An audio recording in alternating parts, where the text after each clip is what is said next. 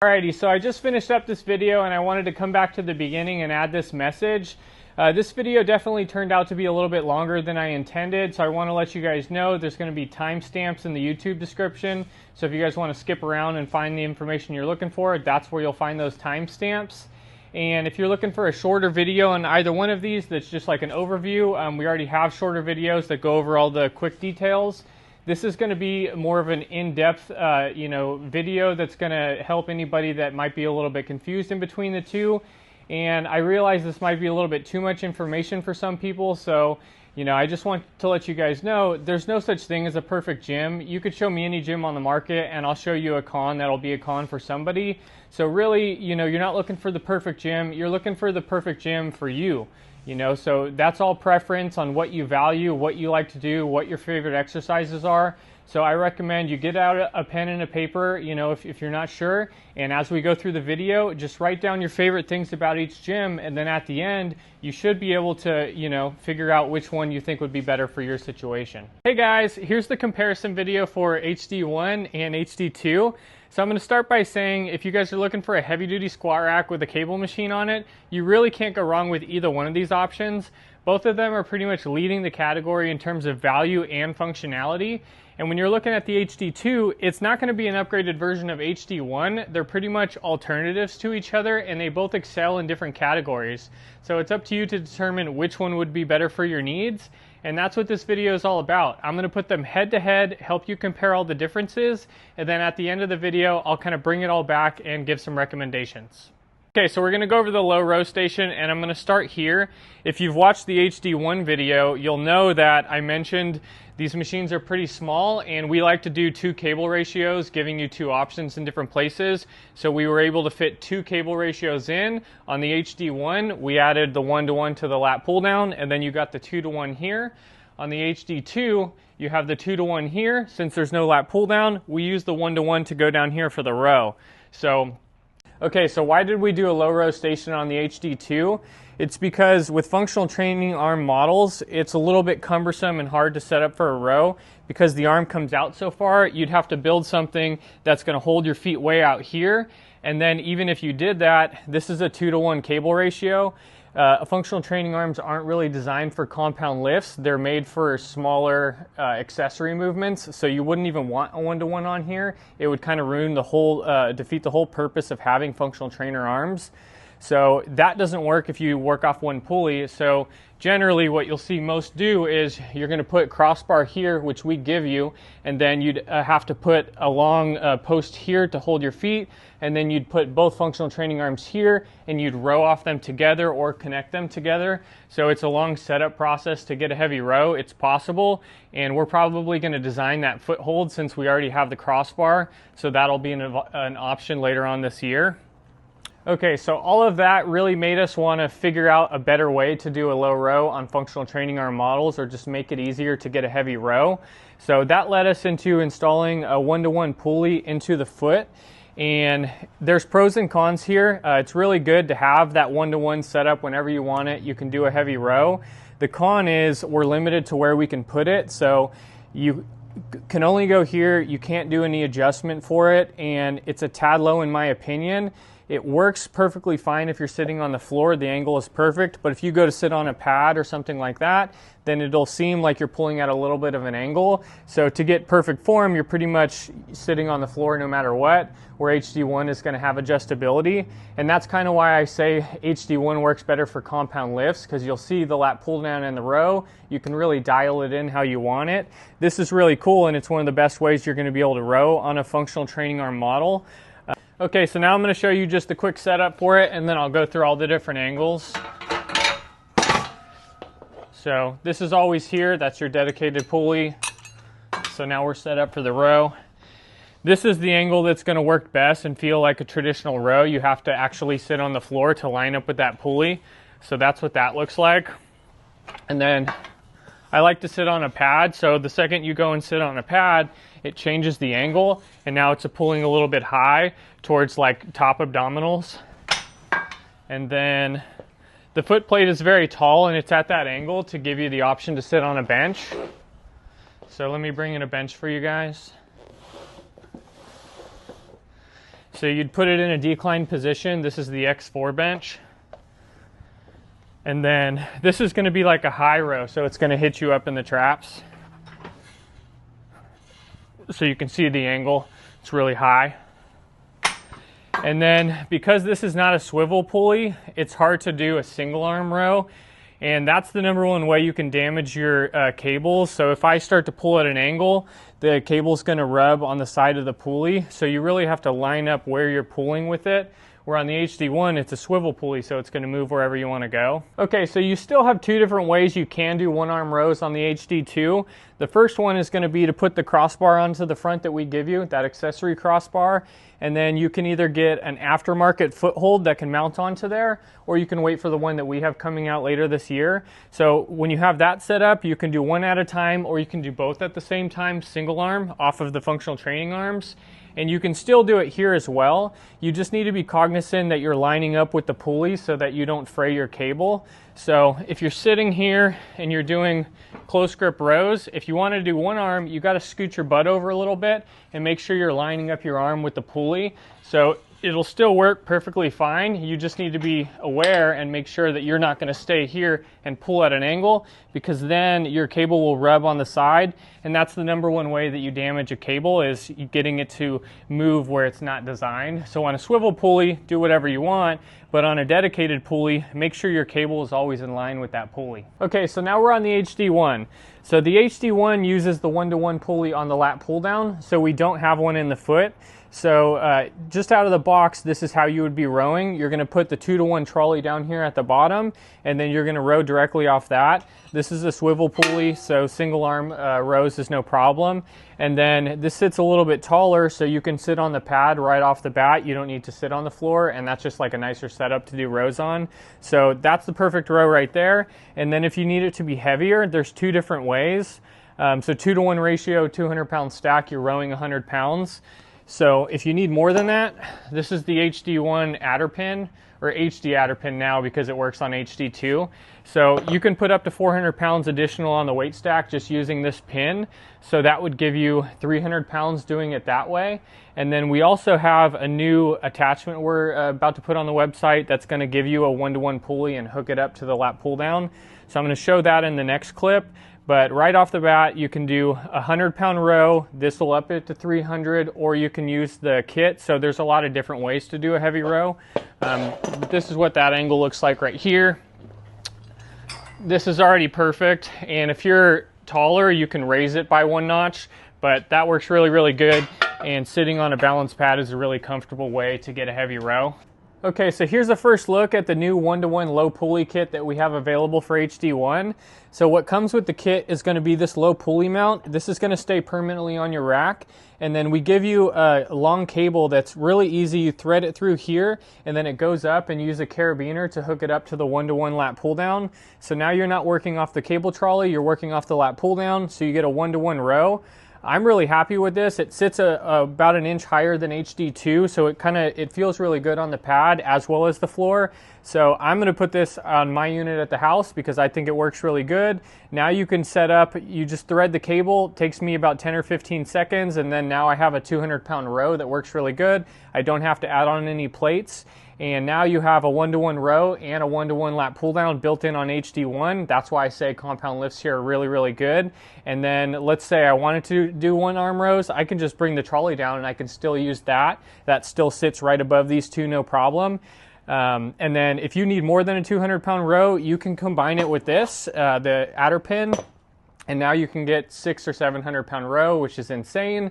But we have a lot of strong customers that I've seen row 400 or 500 pounds. So now you can do that on HD1. Okay, really quick, I forgot to show it in action. So here's the path. Oh, I forget this is 1-to-1.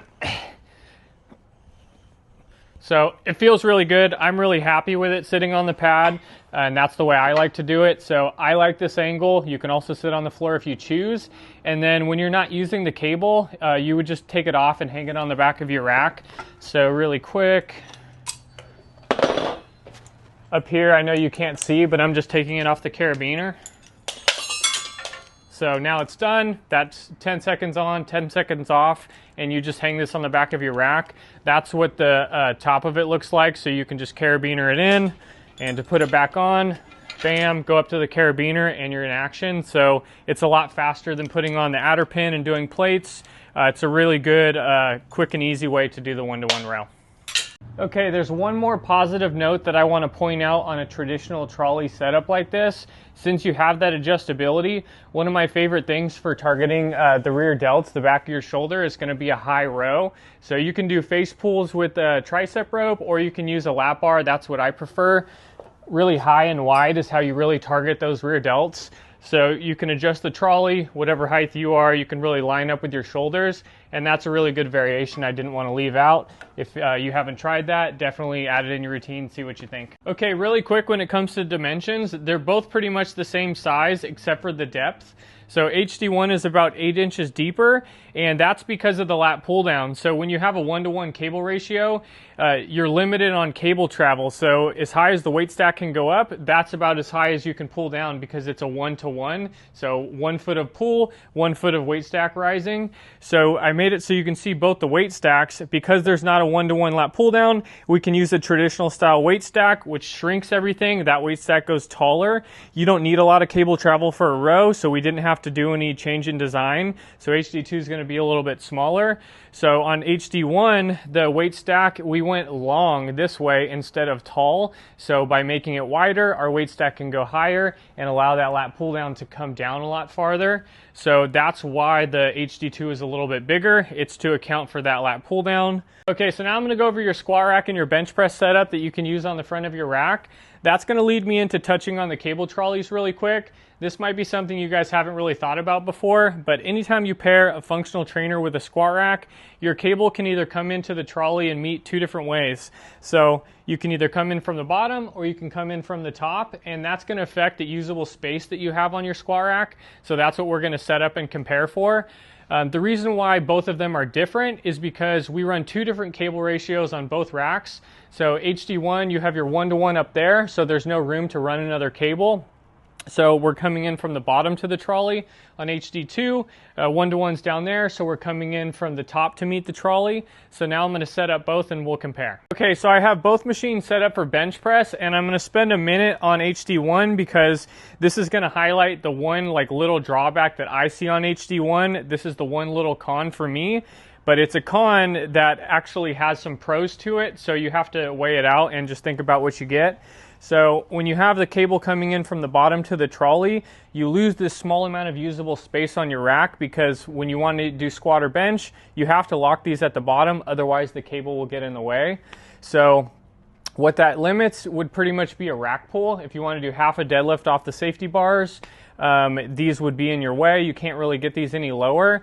Now at my house, I found a workaround. There's only one screw holding this cable on, so once a week or twice a month, whenever I want to do rack pulls, I've been just disconnecting the cable. Takes me a minute, and then I can put these at the top, drop them down, and do a rack pull. So I know not everyone's going to want to do that, but there is a workaround. You could do that if you wanted to, but that would be the one exercise that you kind of lose on HD1, but there's a lot of pros to it. So when you lock these all the way at the bottom, you get a lot more usable space at the top of the rack. So if you're like 6'5" and you need a really high bar position for squats, you're going to get that on HD1. And then there's things down the road that are coming. We're working on some jammer arms for these guys, and when you put a jammer arm here and it comes down, you want it to hook up to a cable if you want to do like a cabled press.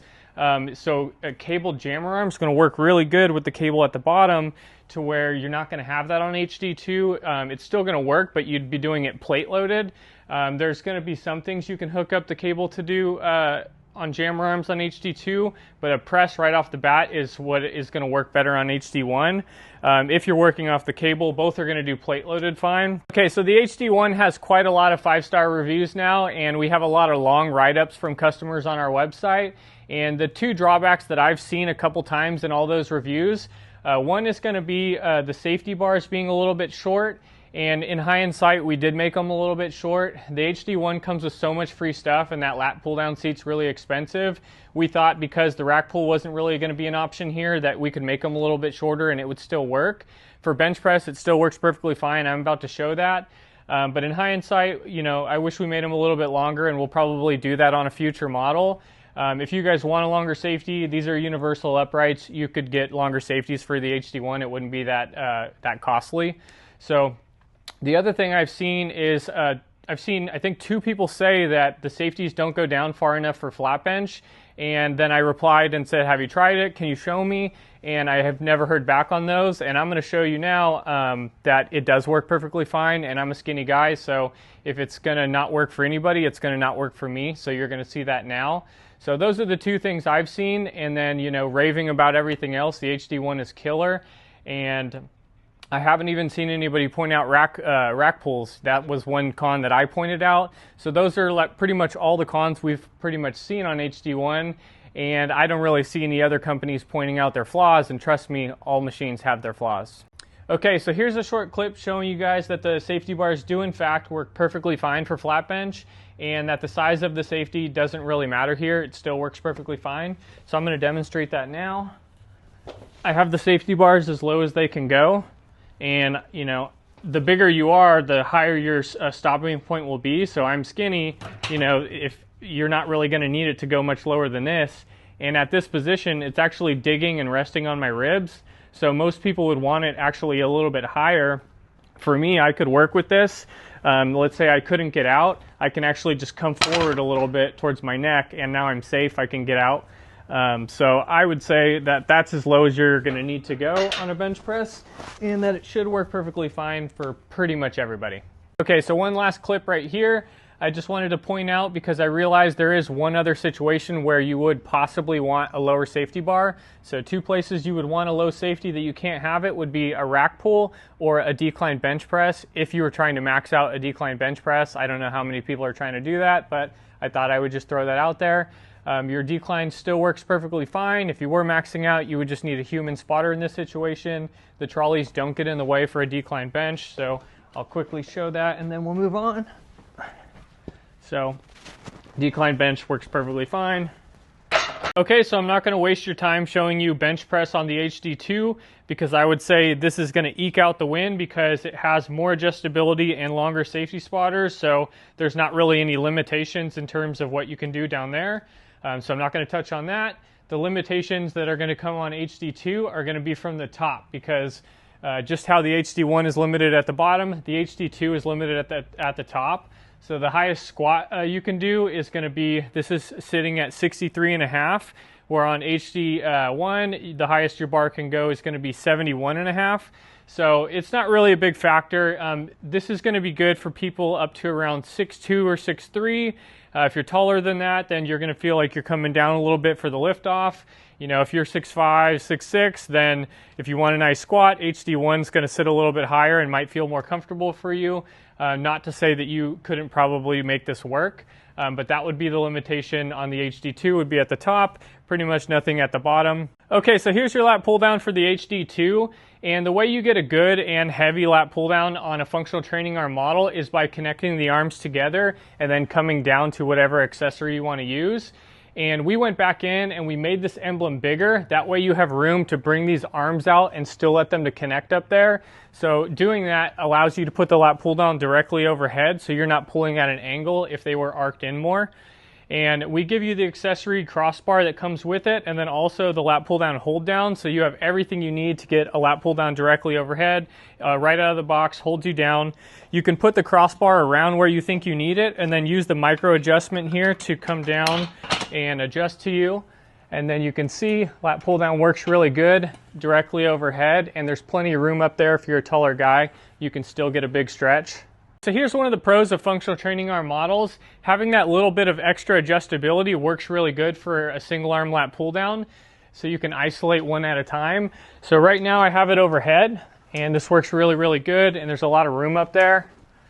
And then for something like this, I'd probably want to put these forward, and then now I'm pulling at more of an angle, and this is really going to pull at your lats. Okay, so now we're on the HD1, and you're going to see this is all personal preference. The lat pull down station on both gyms works really well. You know, yeah, the setup time is a little bit more on HD2, but you have a little bit more flexibility and it still works really good.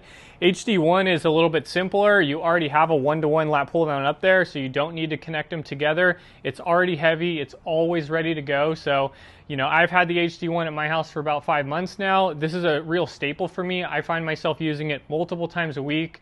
You know, I even do like Mike Menser bicep curls from the top and all kinds of stuff. So I like that it's always there ready to go. You know, where I'm at with my training is I'm pretty much doing just a lot of basics, and I like quick and easy. So it's preference, you know, between what you're gonna like. I'll show you the lat pull down setup. It's only gonna take a couple seconds. You're just grabbing the lat pull down seat, popping it on, lining it up, and you're ready to go. And this lat pull down is really high. You can adjust the seat, be wherever you want it to be, and it works perfect, exactly how you'd want a lat pull down. Okay, so now I'm going to run through your pull-up bar, and they're all the same angles on both machines, so I'm going to go over it right here on the HD1. And if you've ever seen our videos before, you know this is our favorite pull-up bar, and we try to put it on everything. Reason being, it has every angle you would ever want. So on the front of it, this is your traditional wide grip with the bent angle, and then right here is your wide grip neutral, which really targets your lats, so you can, you know, dig in like that.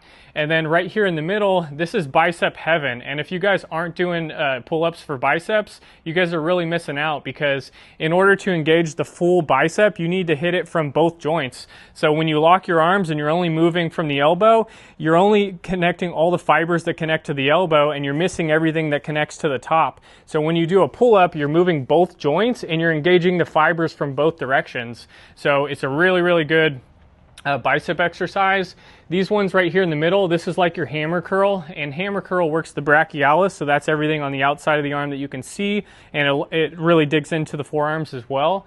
And then this angle right here, this is kind of like an underhand, so that's going to work the peak of the bicep. And then if you face this way, this is one of my favorites. This is like a reverse curl, but better because you're hitting it from both sides. So this works really, really well. Okay, I forgot to mention, the back side of the pull-up bar is actually a fat grip version of the front, so it's going to be identical to the front, but a bigger diameter. We made it 50 millimeters like an axle bar, so that's going to be a little bit more challenging to your grip strength in your forearms. So if you wanted to target those areas, you can do some dead hangs, or you can do some pull-ups from that back side. Okay, so if you guys can't do a pull-up, we've already thought about that and we have you covered. So if you've ever used that assisted pull-up machine that you would see in the gym that gives you assistance up and down, that's pretty much what you have built in on your rack. We give you an assisted pull-up strap with the BX2, the HD1, and the HD2. However, this is going to be a movement that's going to work better with the traditional trolley. It doesn't work as good on the HD2 with the functional training arms, but I'll show you when we get to that, and I'll go over the limitations. But I'll show you what it looks like here. So you're going to put the strap from pulley to pulley, and then however much assistance you want, that's what you would take off the weight stack, and you'd split it evenly on both sides. So right now we have 50 pounds on both sides. And then stepping off of a bench is going to make this a little bit easier, so I'll show you what it looks like. So this is your assisted pull-up, and this is going to give you a lot more control than like a band, you know, that's going to give you limitations and you don't have a lot of minute adjustment. With this, you can, you know, start easy and then you can work your way slowly up the weight stack as you get stronger. Okay, so now we're on HD2 and we still include the assisted pull-up strap, but unfortunately it's not ideal on functional training arm models, and I'll show you why. But first of all, in this position, you can still do assisted push-ups, and there's a lot of other things you can use the strap for, so it's good to have. But when you're doing an assisted pull-up, you want the strap to be directly under the pull-up bar. So right now, we have the width that we're looking for so we can get on it, but we're about 3 feet from the pull-up bar. And then you can see the issue with functional training arms. The closer we try to get to the uprights or the pull-up bar, they get too close together, so there's not a lot of room to squeeze in between. So I say it kind of works because it's going to work for a smaller body type if you're able to squeeze in between here. And I'll show you what that looks like for me, but unfortunately this isn't going to work for everybody. But this is as close as you can get to the pull-up bar, and I've tried every single position with these arms, and unfortunately this is the best it gets. So this is what it looks like with me. Okay, I wanted to come back and add this clip because I forgot to mention a couple things.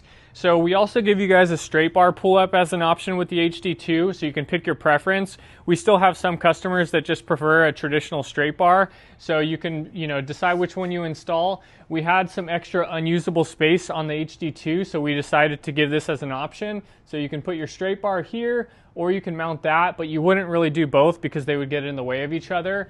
Also to note, if you're tight on space, this is going to be 89.5, but if you take that off and install this, then the total height would be 87.5, so that can save you some space if you're tight on that. And then I also realized I mentioned that this is a little tight back here, but I realized in the video it looks like there's a lot more space than there really is. So to give you guys an idea, there's only about 10 inches from this back crossbar to that, so you can squeeze back there for a pull-up, but it is pretty tight, so I wanted to just show you guys what that looks like. And then also, the reason why we didn't do the straight bar on the HD1, we halfway mount the multiple grip pull-up bar on the towers, the lat pull-down towers, so there's no room to do it over there, but since we had this space right here, we made it an option on the HD2. Okay, so now I'm going to touch on something that only affects the first batch of HD2s. This is the introduction, and it's the first round, and we had one mishap with our factory. So we intended to have the pull-up bar have the same light knurling that's on the HD1, but in fact, they accidentally put a smooth version in it that I was working on as a wall-mounted because that's my preference. But I know that's not everybody's preference, so we intended to have a knurl on it. We're going to make a batch of knurled pull-up bars and ship them to everybody that got this first round, so you're actually going to have preference. You can put whichever one on you choose, and we're going to make a small change that's actually going to reward you guys. So we left the fat grip portion off of this pull-up bar because HD2 is smaller this way for the reasons we spoke about before. There's not a lot of room right here to use the back side of the pull-up bar, so it kind of doesn't make sense to have the two options on both sides. However, we've been getting a lot of questions about it. People love that and they want to see it on here. So the idea you guys can do is you can pick which way you flip it. You can put the fat grip on the front, or you can put the fat grip on the back and pretty much not use it. So you're going to be able to do it either way. And so if you get this first batch of HD2s, in a couple months we're going to ship you this new pull-up bar for free. You can put on whichever one you like. Okay, so I want to touch on the ease of adjustment on the cable trolleys, and I thought I would just show the BX2 and then show you how that compares with the 3x3 racks. So I'm just going to take like 30 seconds on each machine and show you the adjustability. So on the BX2, this is a more compact model with smaller tubing and lighter trolleys, so this is very easy to adjust. With 2 fingers, I could literally move this up and down, that's no problem. And then we'll go over and take a look at the 3x3 racks now. Okay, so when you're on a 3x3 rack, everything is a little bit bigger. The trolleys are bigger and more heavy duty. So we go with the 4 roller system on all the 3x3 racks, which is the smoothest adjustment style because it helps to balance things going up and down. It makes it a little bit easier. So on the HD1, I could do everything, with one hand. It feels like it's about 10 pounds. But I don't really use just one hand. I always balance with the other. So this hand really isn't doing any work. It's just helping to balance the trolley up and down. So that's what it looks like there. I would say that this is relatively easy. Okay, so when you're looking at any functional training arm model on the market, you should be aware that these are going to be the heavier trolleys. So not only do you have the bigger 3x3 trolley, but you also have this big steel arm that hangs out in front that adds a lot of weight. So how I say the HD1 feels like about 10 pounds, I would say this feels like it's about 20 pounds going up and down the rack. You can still go down with one hand. There's not a lot to that. It's coming back up where you're going to feel a little bit more weight. Not only is this hand going to be balancing, but this hand's going to help a little bit. I can still move it up and down the rack relatively easy. This wouldn't be a limiting factor for me, but if you're of older age or you have some injuries you're working around and you don't want to deal with pushing this up the rack, that could be something to be considered. Okay, so here's the part that most people are probably here for: functional training arms versus traditional trolleys. This is sort of getting overly complicated in our industry now. Everybody's putting these on everything, getting rid of these, and then making it seem like you have to have functional training arms in order to do a lot of exercises. And it's actually not that serious. 90% of the time, you're going to be doing the movement pretty much identical on both machines. And there's only a couple pros and cons to both. So depending on what you value, you're going to be in either camp. And I mean, you really can't go wrong with either. There's just a couple variations here and there that'll be different on both machines. So I'm going to try to make that simplified. I'm going to go over the real pros and cons. What are the real things you can't do on either? It seems to me that most of the confusion is coming from these videos that are coming out now where people are looking for every single exercise that a functional training arm can do that a regular trolley can't.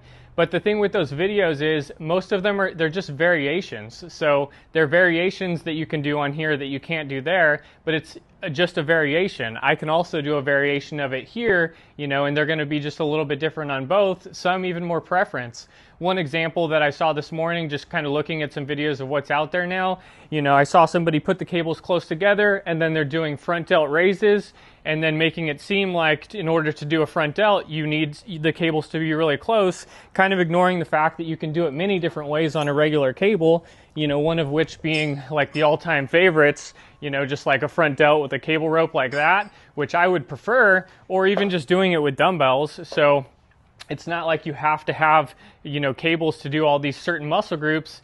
And for just the average person who's kind of a beginner or a novice, you see these videos and it makes it seem like, oh, I'm not going to be able to hit that muscle group or do this the right way because they're not, you know, used to all the variations. But it's just variations, and there's only really a few things that are going to be more beneficial here, and that's what I'm really going to try to touch on now and just point out the biggest differences between the two. So if it wasn't already obvious, I would have every incentive to say functional training arms are better because we sell both. That's the more expensive option, so it would make sense.